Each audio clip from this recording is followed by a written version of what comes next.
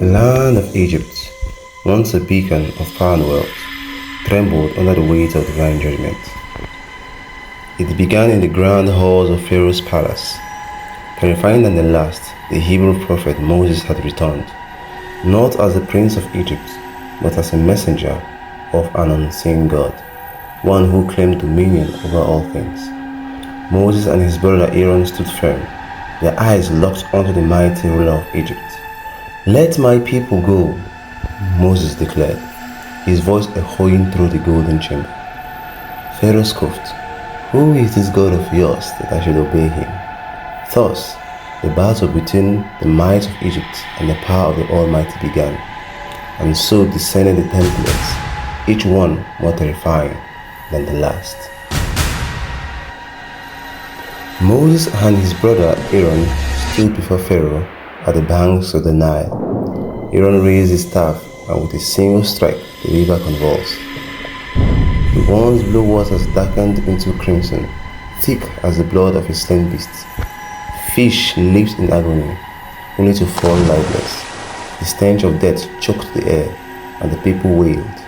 Pharaoh's priests whispered among themselves, but assured him, "This is but a trick." Before the night's cause had faded, a new horror arrived. The earth trembled, and from the river came a deafening croak. Swarms of frogs surged like a green tide, bursting through the halls of the palace, climbing into beds, filling bowls and cups. Even Pharaoh's chambers were not spared. The king, his patience fraying, called Moses. "Take them away," he demanded. Moses agreed, but when the frogs vanished, Pharaoh's heart turned cold once more. Then Moses stretched his staff over the land, and the dust itself stirred with life. Tiny, crawling lice filled the air like an invisible storm, biting at the flesh of men and beasts, and the priests of Egypt attempted their own spells but failed. "This is the finger of a god," he admitted. Still, Pharaoh would not yield. Then came a buzzing, a distant hum that soon grew into a deafening roar. Black clouds of flies darkened the sky, their wings a sinister whisper of doom. They crawled into eyes and mouths, their bites driving even the strongest men to madness.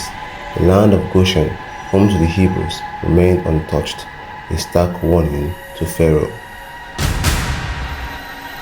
One morning, a strange silence fell over the pastures. The air was thick with an eerie stillness.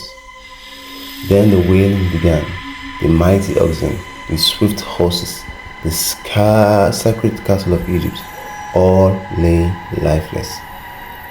Pharaoh, now enraged, rode through the fields, his eyes burning with fury, yet he remained defiant. Without warning, the air itself seemed to turn against the Egyptians. The skin of every man, woman and beast erupted into festering boils. The pain was unbearable, and even the priest of Pharaoh cowered in agony. Yet the king clenched his fists, his pride greater than his people's suffering. A storm unlike any before descended upon Egypt. From the sky fell great shards of ice, glowing with the fire of the heavens. Trees were shattered, crops flattened, and even those who sought shelter could not escape the wrath of the storm. Pharaoh, shaking, called for Moses. "Enough," he cried. "Pray to your God, and I shall let your people go." But once the storm ended, so did his mercy. A wind arose from the east, and with it came a black tide. Locusts, countless as the stars, descended upon the land. They devoured every leaf, every grain, leaving behind a wasteland of despair. Pharaoh's advisors, now desperate, begged him, "Let them go, my lord, before Egypt is no more."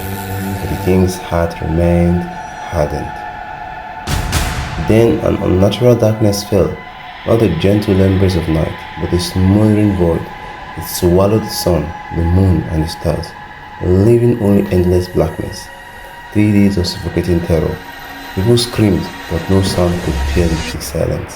Even the bravest warriors trembled. And then came the final blow. Moses warned Pharaoh, "If you do not let my people go, the firstborn of every house shall die." The king laughed. But that night a shadow passed through Egypt.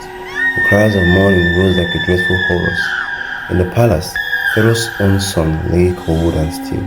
And so, under a sky heavy with sorrow, the Hebrews marched out of Egypt, free at last. But as the Red Sea loomed before them, the distant sound of Pharaoh's chariot thundered once more. Would Pharaoh's wrath end there, or was there one final reckoning still to come?